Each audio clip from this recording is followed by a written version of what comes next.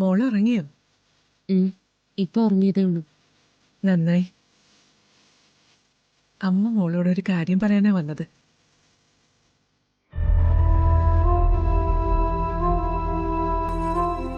എന്താ അമ്മ? ഗൗരിമോളിപ്പോ വലിയ കുട്ടിയായില്ലേ? ഇനിയിപ്പോ ഈ മുറി അവൾക്ക് സ്വന്തമായിട്ട് കൊടുക്കണം.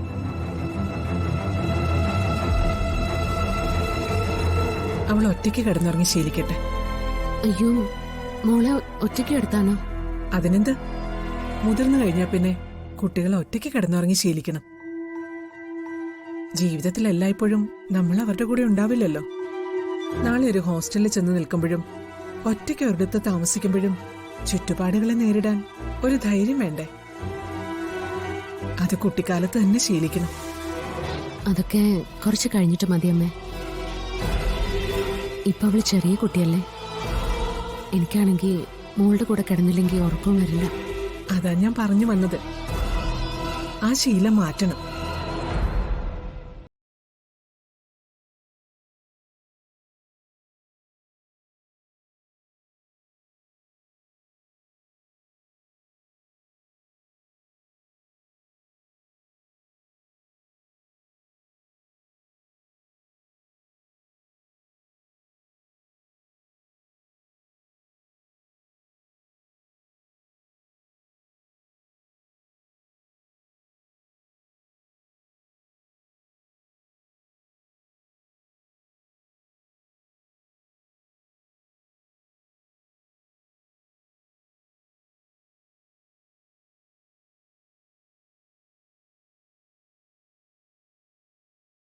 ഒറ്റയ്ക്ക് മോൾ ഇവിടെ കിടക്കുകയില്ല.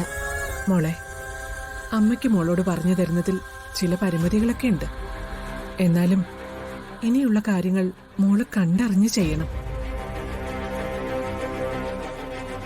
സ്വന്തം ഭർത്താവിനെയും അവന്റെ ആഗ്രഹങ്ങളെയൊക്കെ മനസ്സിലാക്കാൻ കഴിയുന്നവളാ യഥാർത്ഥ ഭാര്യ. പിന്നെ എന്നും ഗൗരിമോള് മാത്രം പോരല്ലോ. ഗൗരിമോൾക്ക് ഞാനും ഗോകുലും ഉണ്ടല്ലോ. പിന്നെന്താ? നിനക്ക് കൂട്ടിന് ഗോകുലുണ്ട്, ഗോകുലിന് കൂട്ട് നീയും ഉണ്ട്. പക്ഷേ ഇവൾക്കൊരു കൂട്ട് വേണ്ടേ? ഒരനിയത്തിയോ അനിയനോ വേണ്ടേന്ന്. ആദ്യം മോളൊന്ന് വലുതാവട്ടെ, ബാക്കിയൊക്കെ അത് കഴിഞ്ഞ് ആലോചിക്കാം. അത് മാത്രല്ല,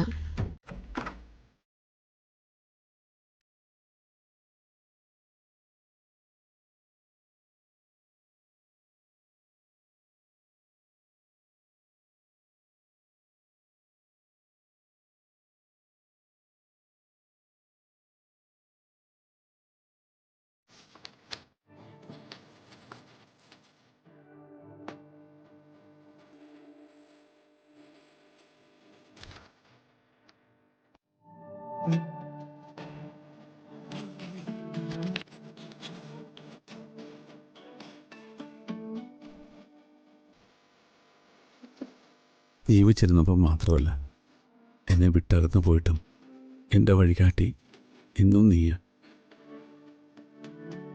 ജീവിതത്തിലൊരു തീരുമാനം എടുക്കാൻ പറ്റാതെ നിന്നുപോയ ഘട്ടങ്ങളിലൊക്കെ എന്ത് ചെയ്യണമെന്നുള്ള എൻ്റെ ചോദ്യത്തിന് ഉത്തരം തന്നതും നീയ. അമ്മ പറഞ്ഞതാണോ ശരി, അതോ എൻ്റെ ബോധ്യങ്ങളാണോ? നീ തന്നെ പറ. അത് മനസ്സിലാക്കാൻ കഴിഞ്ഞില്ലെങ്കിൽ പിന്നെ നിന്റെ സ്ഥാനത്ത് ഞാനവളെ സ്നേഹിക്കുന്നതിന് എന്താ അർത്ഥം? സ്വന്തം ബോധ്യങ്ങൾക്കനുസരിച്ച് മാത്രമേ പ്രവർത്തിക്കാവൂ എന്ന് എന്നെ ഏറ്റവും കൂടുതൽ മോട്ടിവേറ്റ് ചെയ്തിട്ടുള്ളത് നീയാ. ആ നീ തന്നെ എൻ്റെ വഴിയും വെളിച്ചവും സത്യവും.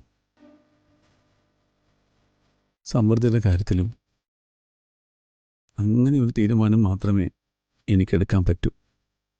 നിന്റെ സ്ഥാനത്ത് നമ്മുടെ മകളുടെ അമ്മയാണ് അവളിപ്പോൾ. അവളോട് നീതികൾ കാണിക്കാൻ എനിക്ക് പറ്റുന്നില്ല. ഞാൻ കാത്തിരിക്കാം, എല്ലാം സ്വയം തിരിച്ചറിഞ്ഞ് അവളെന്നെ സ്നേഹിക്കുന്നത് വരെ.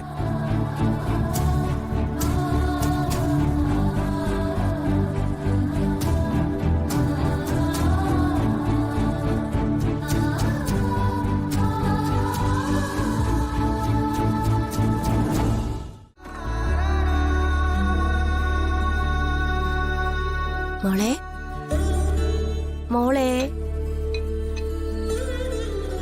ചിപ്പി മോളെ എഴുന്നേക്ക്. ദേ ചായ കുടിക്ക് മോളെ. അയ്യോ ഈശോയെ നല്ല ചൂടുണ്ടല്ലോ. മോളെ ചിപ്പി, ഈശ്വര പൊള്ളുന്ന പനിയുണ്ടല്ലോ. മോളെ എഴുന്നേക്ക് മോളെ. എനിക്ക് വയ്യ ആന്റി, വല്ലാതെ തണുക്കുന്നു. അയ്യോ മോളെ, ഈ പനിയായിട്ട് ഇങ്ങനെ കിടന്നാ പറ്റത്തില്ല.